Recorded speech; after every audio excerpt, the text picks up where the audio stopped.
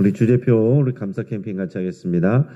감사의 씨를 뿌려 행복의 열매 맺는 교회, 감사의 향기가 되겠습니다. 감사의 꽃을 피우겠습니다. 감사의 열매를 맺겠습니다. 아멘. 네 번째 묵상 말씀 갈라디아서 3장 27절 우리 세 번 같이 하겠습니다. 누구든지 그리스도와 합하기 위하여 세례를 받은 자는 그리스도로 옷 입었느니라. 누구든지 그리스도와 합하기 위하여 세례를 받은 자는 그리스도로 옷 입었느니라. 누구든지 그리스도와 합하기 위하여 세례를 받은 자는 그리스도로 옷 입었느니라. 아멘. 하나님께서 오늘 우리에게 주신 말씀은 신명기 27장 1절에서 26절까지 말씀입니다. 오늘 본문을 통해서 저주 10계명이라는 제목으로 말씀의 은혜를 같이 나누겠습니다. 우리가 교육을 위해서는 당근과 채찍을 함께 사용하는 것이 필요하다. 우리 그런 말을 합니다. 이것은 고집센 당나귀를 또 교육하고 움직이게 하려고 또 눈앞에는 당근을 매달고 또 뒤로는 채찍을 휘둘렀다라는 데서 유리한 말입니다. 그러니까 당근은 잘한 일에 대한 보상이고 채찍은 잘하지 않는 것에 대한 처벌을 말합니다. 그냥 잘해주는 것만 하면 좋을 것 같지만 또 동물이나 사람이나 한계가 있습니다. 능률이 오르지 않을 때가 있어요. 때로는 당근보다 채찍이 더 확실한 효과를 발휘할 때가 있습니다. 성공을 통해서 배우는 것보다 실패를 통해서 배우는 것이 사실 더 크고 확실합니다. 우리 어린아이한테도 예를 들어서 이 뜨거운 난로 여기다 손을 대면 안 돼. 이거 따뜻한 것만 가르쳐줘서는 안 되고 여기에 손을 대면 아프다는 것을 아뜨 그러면서 가르쳐 주잖아요. 우리가 운전을 할 때도 내가 잘했을 때보다 한번 내가 실수했을 때 그것이 크게 기억에 남습니다. 이거 하면 안 된다. 이렇게 하면은 다칠 수 있다. 잘못된다. 라는 것이 굉장히 나를 조심스럽게 하고 만들게 합니다. 자, 하나님께서 이스라엘 백성들에게 행하시는 것도 마찬가지입니다. 하나님께서 이스라엘 백성에게 율법을 주셨습니다. 율법은 하나님의 뜻이 무엇인지, 하나님의 마음이 무엇인지, 하나님은 어떤 분이신지를 알려주는 거예요. 그래서 이 율법을 통해서 하나님과 이스라엘 백성이 언약을 맺는 겁니다. 이 율법을 이스라엘 백성이 잘 듣고 지켜 행하면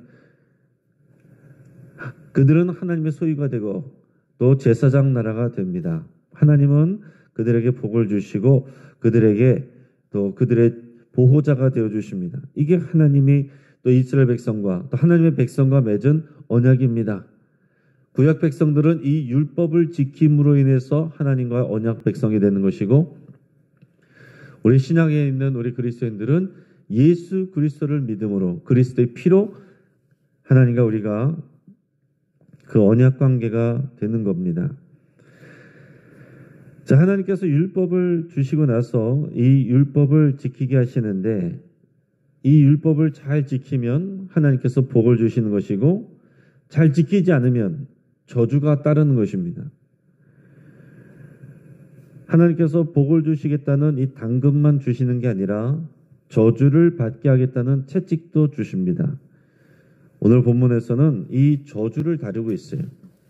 우리가 평상시에는 하나님의 복을 우리 강조하고 복 주시는 하나님을 강조하지만 그러나 하나님은 그 복을 사람들이 받지 않을 때 저주가 자동적으로 나가는 그것을 경고하십니다.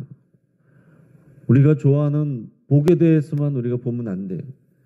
하나님께 순종하지 않을 때, 그 말씀을 따르지 않을 때 따라오는 저주를 알고 그것을 피하는 것이 또한 지혜이고 신앙입니다.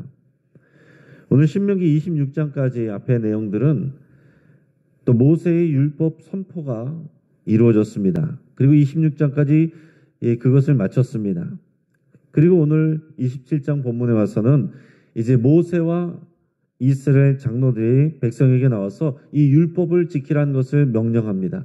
율법의 내용들은 이러한 것이라고 가르쳐줬으니 이제는 이것을 지켜라 그것을 강조하고 명령해요. 그래서 이것을 위해서 이스라엘 백성이 요단강을 건너 약속의 땅에 들어가면 가장 먼저 무엇을 해야 되냐면 큰 돌들을 세워야 됩니다. 큰 돌들을 세우고 그 위에 석회를 바릅니다. 그리고 그 위에다가 율법의 모든 말씀을 기록하라 그랬습니다. 지금까지 전해졌던 이 율법의 내용들을 큰 돌들을 세워서 거기에 석회를 바르고 모든 것을 다 써라. 그래서 잘 보이게 쓰고 그것을 잘 기억하라는 거예요. 이 돌들은 요단강을 건너서 에발산에다가 세우라고 그랬습니다.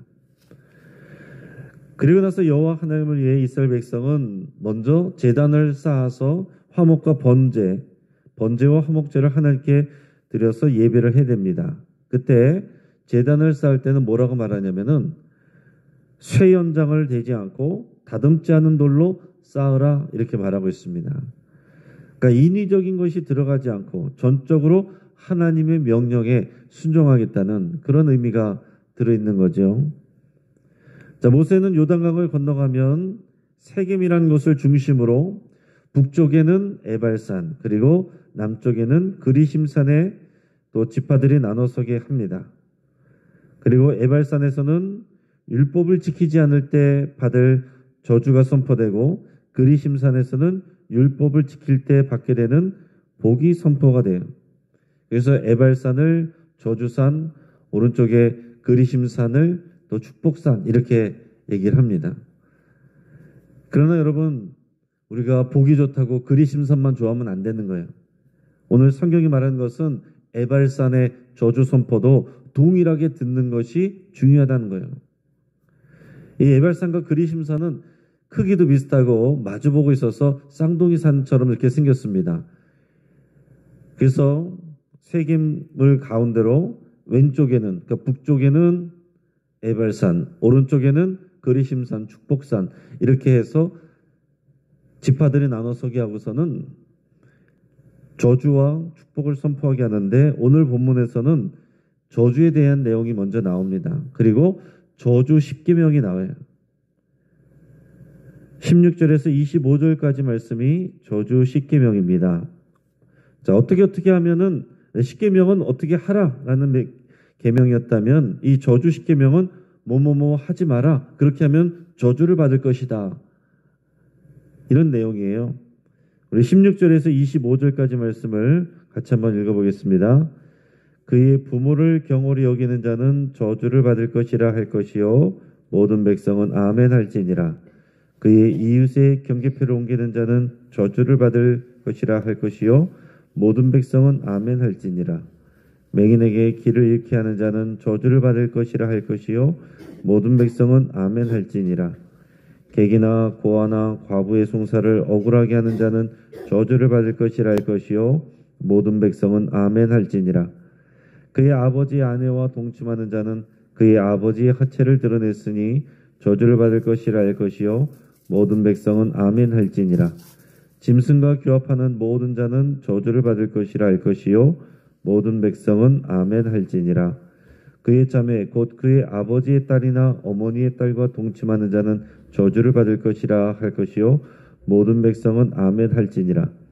장모와 동침하는 자는 저주를 받을 것이라 할 것이요 모든 백성은 아멘 할지니라. 그의 이웃을 암살하는 자는 저주를 받을 것이라 할 것이요 모든 백성은 아멘 할지니라. 무죄한 자를 죽이려고 뇌물을 받는 자는 저주를 받을 것이라 할 것이요 모든 백성은 아멘 할지니라. 아멘. 자, 10가지 계명이 나오는데요. 여기서 이 저주 10계명은 우리가 알고 있는 앞에 나오는 그 10계명하고 조금 다른 것이 앞에 나온 10계명은 처음 4계명은 하나님과의 관계에 대해서 그리고 5번째부터 10번째까지 계명은 사랑과의 이 관계 가운데서 나오는 그런 계명입니다. 근데 오늘 여기서 나오는 10가지 계명, 저주 계명은요. 다 사람들과의 관계에 대해서 하지 말아야 될 것. 그것을 찍어서 얘기를 해줬습니다. 자, 먼저 자기 부모를 경홀히 여기는 자.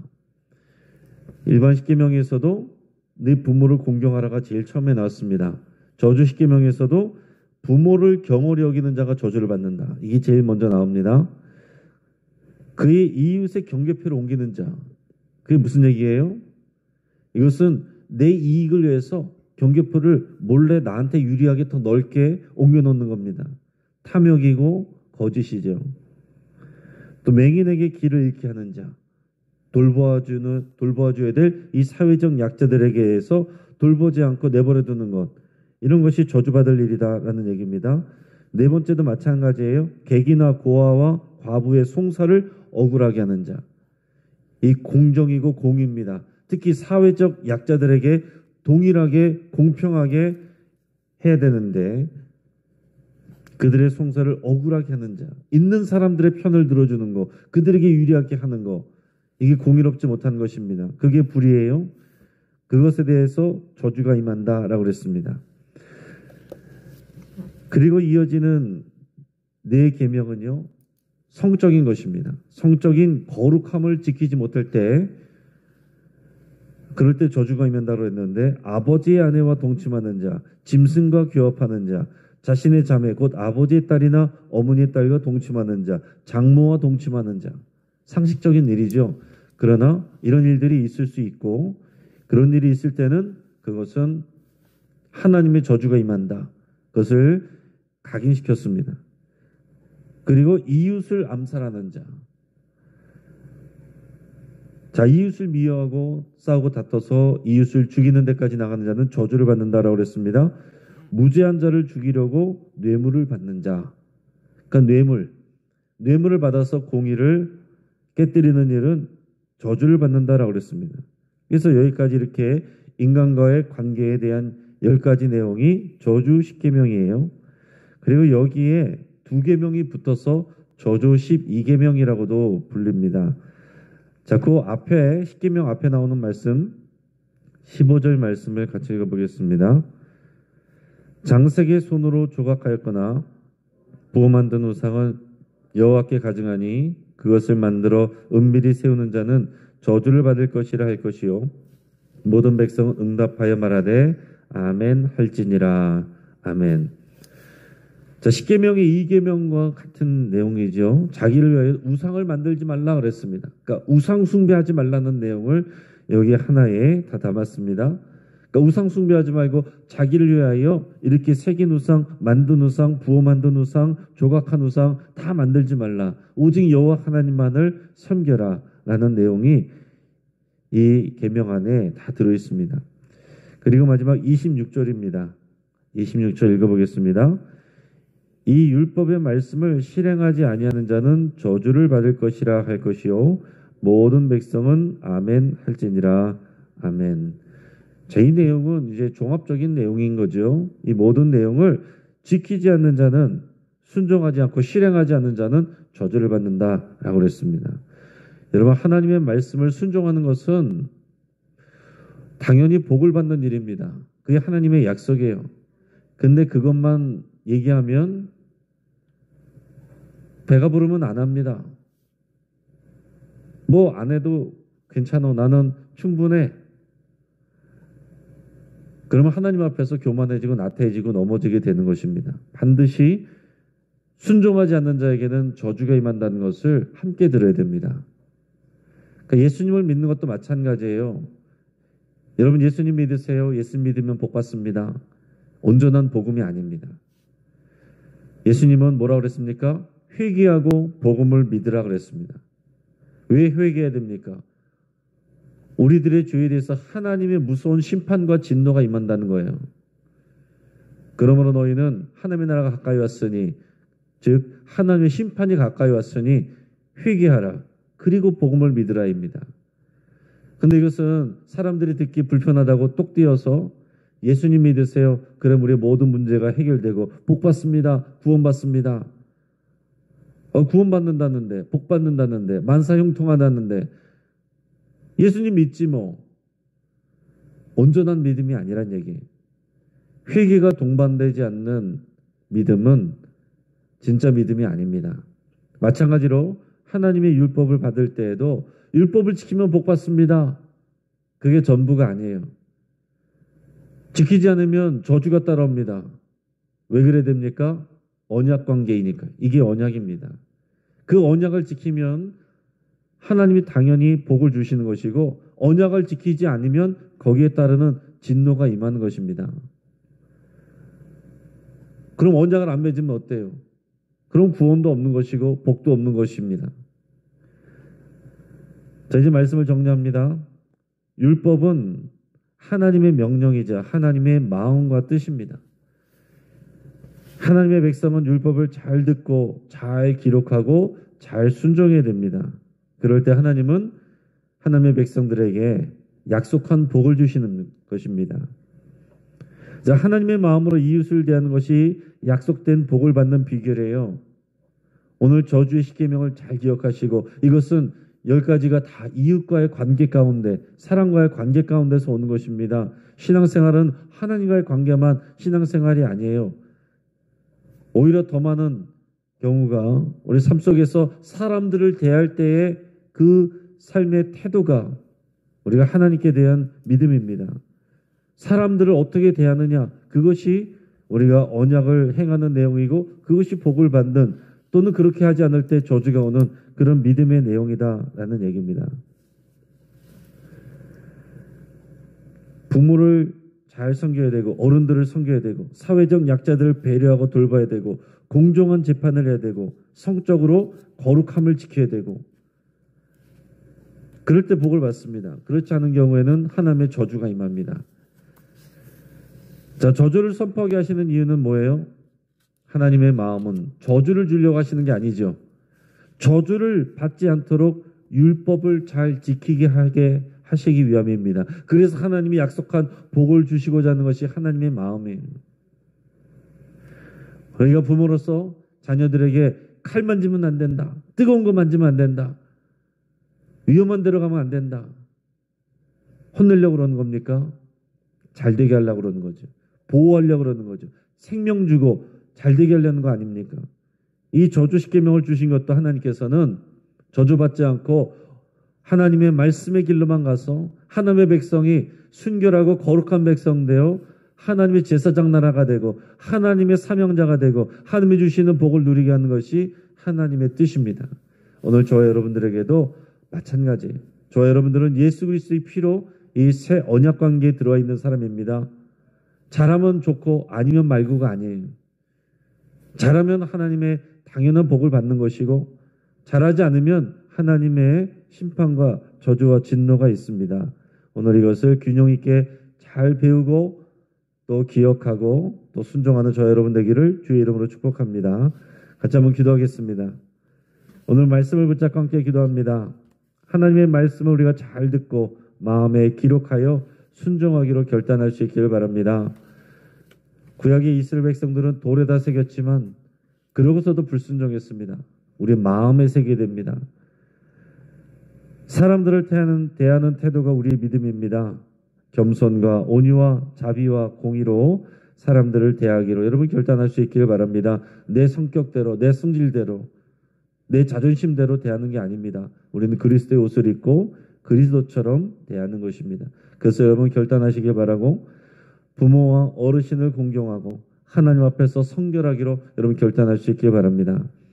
우리 주변의 환우들과 여러분의 치유를 위해서 기도하시고 오늘 있을 금요 기도회를 위해서 기도하시며 또 우리 주지클럽 가정예배를 위해서 우리 열두들 프로젝트를 위해서 우리 합심해서 함께 기도하겠습니다. 주여 함께 부르고 합심해서 기도합니다. 주여